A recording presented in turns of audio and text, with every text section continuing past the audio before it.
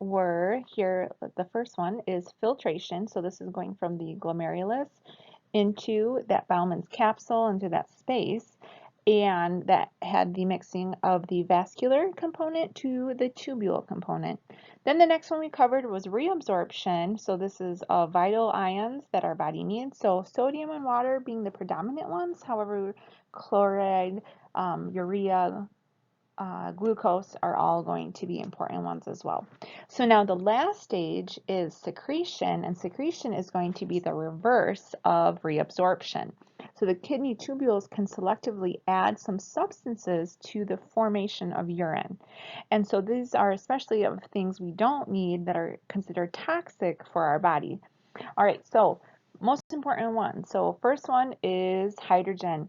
So this is important for acid-base balance, not just for the kidneys, but especially for our bloodstream. And so this is going to be secreted in the proximal, distal, and collecting tubules of the nephron. The second one is potassium. So this helps to keep potassium levels appropriate so that we're not always constantly in an excited state, because that will activate our muscles and nerves. And so these are secreted in the distal and collecting tubules, but under the control of aldosterone. If you don't remember, go back to the last segment and look at the RAS system. Okay, so then the third one is organic ions, and so these are foreign to the body, and so these are going to be proximal tubules, so organic ions that are, say, in the form of pharmacological agents. So like if you're taking aspirin, ibuprofen, for example, those would be secreted out. All right, so the renal clearance is the volume of plasma when a substance is completely cleared by the kidneys per unit of time. And so this is different for each substance, and though the rate, though, is going to be calculated all the same way. So what we have is the clearance rate is going to be the urine concentration of the substance times the urine flow rate, and divide that by the plasma concentration of a substance. All right, so with this, for example, the clearance of urea is going to be 65 milliliters per minute. That means that the kidney removes all of the urea in 65 milliliters of plasma in 1 minute. Glucose, though, is something that we do not clear, and so that rate is going to be at 0 milliliters per minute. All right, so if a substance clearance is going to be greater than the GFR, then the substance is going to go through secretion. An example of this would be like with something that has an increase in clearance, so is being secreted. This would be like undergoing new pharmacological agents, so like new drugs that are going to go on the market or before they go on the market. So that would increase then the dosage needed to reach this optimal concentration within the blood. Now, if a substance clearance is lower than that of the GFR, the substance goes through reabsorption. And so these we use as safety and therapeutic effects on drug dosages and to determine how fast it is cleared by the kidneys. Two examples of substances that help with this concept are of inulin and creatinine. So inulin is filtered, but it's not reabsorbed, nor is it secreted. So this is a polysaccharide that's found in fruits and vegetables. And so the filter load is going to be equal to the excreted amount. And for this example, this would be where if we wanted to determine the rate, the GFR, somebody would have to have a continuous supply of this inulin through an IV, so that whatever's filtered is going to be the amount that's going to be excreted. All right, another example though of when we have nothing that's reabsorbed nor secreted, is just excreted. So this would be for processed foods that replace fats. And so like ice creams, candy bars, yogurts, and cheeses, this is what they use, where they use some more inulin so that it just completely gets excreted. And so that's why it's like fat-free, because we don't actually take any of that material into our body. So under clinical situations, though, creatinine is going to be one that's predominantly measured. And so again, creatinine is a muscle waste product. And so this is filtered, but it's not reabsorbed. There's just a small amount that is secreted, and it does help with the osmolarity balance within the kidneys themselves, though, just like a role that urea plays. All right, so for example, if we have an increase in creatinine concentration in the blood, we're going to have a decrease in GFR. So that would be an example then of somebody who has kidney disease because there's an excess of this muscle waste product, and so meaning that the kidneys are not able to um, secrete in this amount of creatinine. Another vital role that the kidneys play is to help in maintaining the acid-base balance. And so we've seen this before.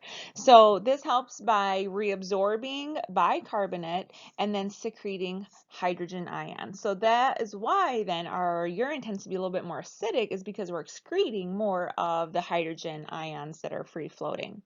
All right, so with this, proximal tubules, they help to use the sodium hydrogen pump to exchange for sodium to go out and then hydrogen to go into the kidneys, okay? So that sodium is going to be reabsorbed back into the vascular system, and now hydrogen is going to be excreted out during the urine, with the urine process formation, okay?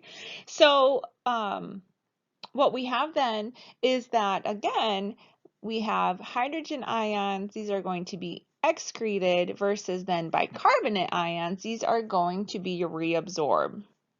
Okay, and so this helps then the circulating bicarbonate, because that's going to act as a buffer then for our blood system, and it helps to also balance with respiration. So that will determine then how much is going to be reabsorbed and exhaled or excreted with our respiratory. So a normal pH for urine tends to be between 6.5 and 8, and interestingly, it's actually lower in the morning because we have not consumed food or beverage while we've slept, and so this leads to more acidic urine that we have. All right, so two different types of disturbances. We have metabolic alkalosis and metabolic acidosis. So with alkalosis, this is when we have less hydrogen available to transport bicarbonate, and so to combat that within the bloodstream, we excrete the excess amount of bicarbonate, and so this leads to an alkaline condition. So examples of this would be like respiratory diseases, where hyperventilation and blowing off of excess carbon dioxide levels. Also, vegetarians tend to have more alkaline urine because of the lack of amino acids from meat, and also individuals with urinary tract infection, where bacteria tends to create more alkaline conditions for urine. Acidosis now, on the other hand, is when the proximal tubule makes extra bicarbonate through metabolism of amino acids, and so that's going to enter the blood, and so ammonia is going to stay in the urine to help buffer the excess hydrogen.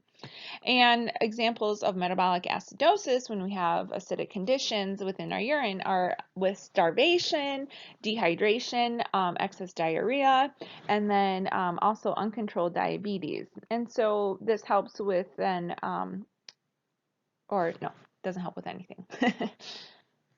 All right, and so here's a nice slide that helps to wrap up the entire renal process. All right, so to begin, again, when we're at the glomerulus and then the Bowman's capsule, this is where we have filtration occurring, okay?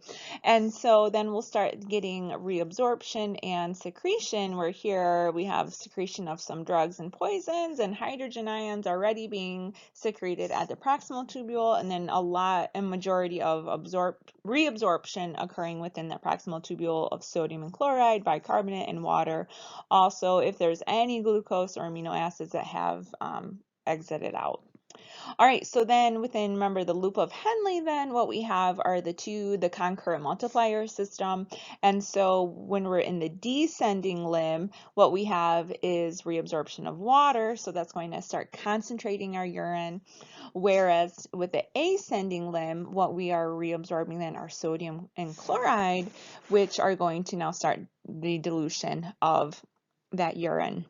And then at the distal tubule, what we have is some more reabsorption last minute, and then also secretion of those toxic substances.